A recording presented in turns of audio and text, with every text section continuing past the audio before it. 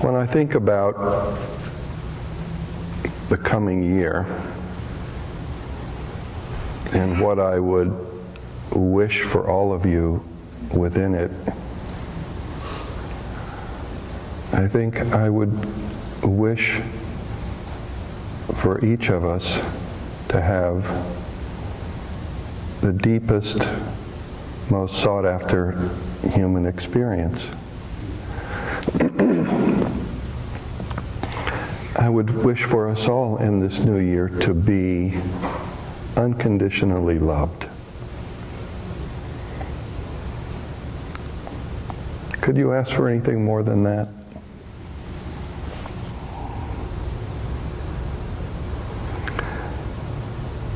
And yet it's an experience that so many people in the world are denied. And that is simply because we don't understand the very most simple, basic thing about being loved.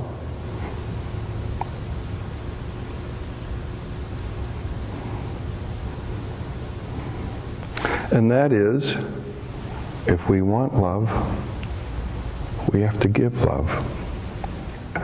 And that's not just to, a person that we wish to be loved by. If we want to be loved, we have to create an environment of love within and around ourselves.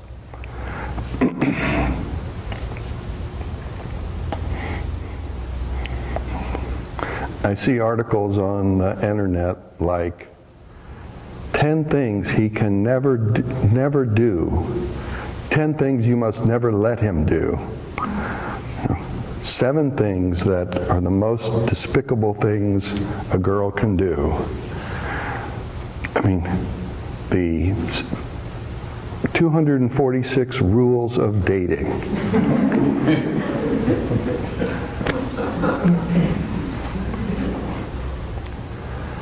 I look at that and I really scratch my head and think, first of all, no wonder family formation is lower than it's ever been in the last 200 years in the United States, although there are other reasons for that too. And further, no wonder the divorce rates in the United States are somewhere around 50%.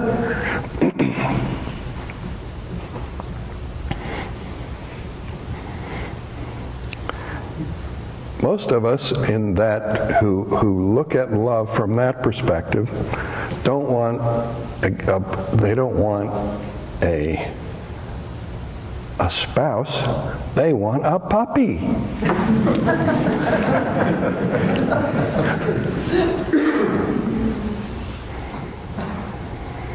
Giving love requires that we open our hearts and give love. Not just to who we want it from, but we have to give love. And it's true that, expressing that love is unique. How that love is expressed, will be unique in every circumstance and with every different person in your life.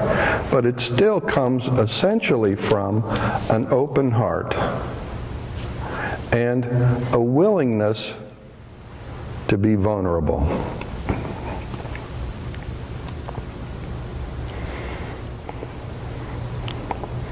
An open heart and willingness to be vulnerable, and a willingness to be vulnerable will allow you to hear.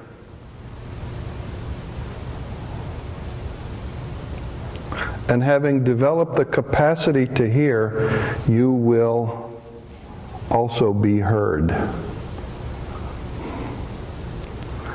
You will understand how to speak, so you will be heard.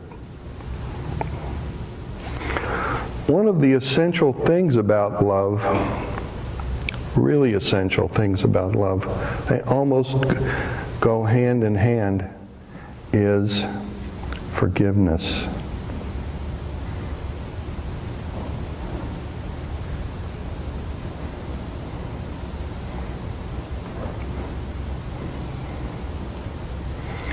And the reason why it's so important is not because of anything to do with anybody else. You know, all of the things that we get upset about and all of the boundaries that we have established between ourselves and others, you know, that we are defending with our annoyance and our peevishness and our, well, sometimes even downright hostility.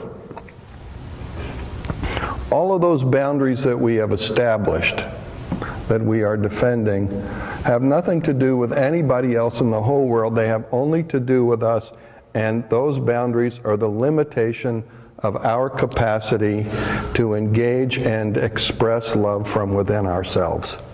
And so in forgiving, it's not like we're letting the son of a bitch off the hook, because whatever is the issue, you know, it's something they will undoubtedly have to make some effort to work through. But we are, in forgiving, slowly refining those boundaries and allowing ourselves to cultivate a finer environment in which, rather than having boundaries, we have consciousness that is discriminating. And that discrimination, interestingly, as we develop it, becomes ever more powerfully our capacity to appreciate, to see in the people with whom we share our lives all of the beauty and the fineness and the potential. And at the same time, the dissolving of boundaries creates a space in which that potential can be nourished and hopefully not in a very short time expressed.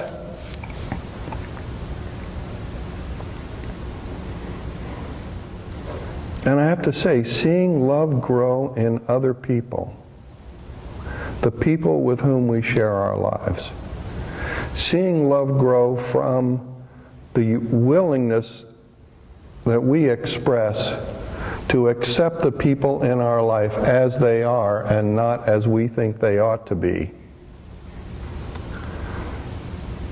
allows for, I mean, first of all, seeing it is the most satisfying experience I think there can be, and it allows all the people with whom we share our life to grow and expand the love within them and to pour it back in ours. And that experience is so profound that when it happens to you, what you will discover is that meditation has arisen from within you and overtaken you and just sets itself right in your own body, and you feel quiet and you feel blissful and you feel so big beyond this body. It's really an amazing experience. And I know that some of you are sitting here now thinking, this is all easy for him to say.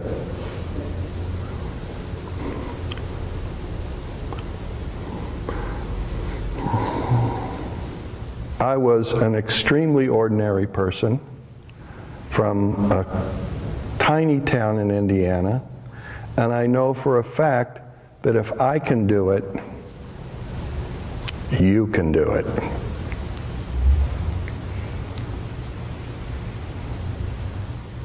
And it starts, the love that is possible to experience in this new year, love which can completely transform your life and make every day interesting and many, many days delicious, is available to you simply by the extremely simple thing of being aware of your heart and using your breath to keep it open. Each of you has a heart, which in fact you mostly ignore. And each of you has breath, which, gosh darn it, most of us just take totally for granted and are never aware of.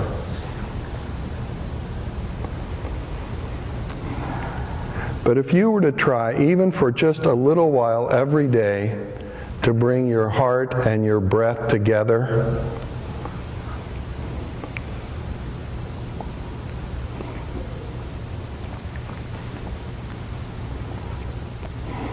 the ease in your body and the peace in your mind and the sweetness in your heart will blow you away when we meet again here next year.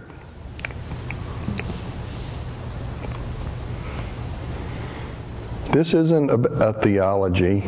This isn't a doctrine or a dogma. And this isn't even, a whole set of techniques. This is just being a human being. This is just engaging our humanity.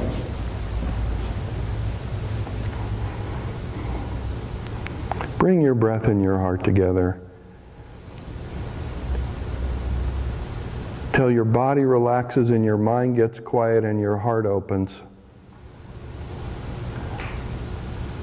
In the beginning, maybe it takes you 20 minutes. By the end of the year, you'll be doing it in 5.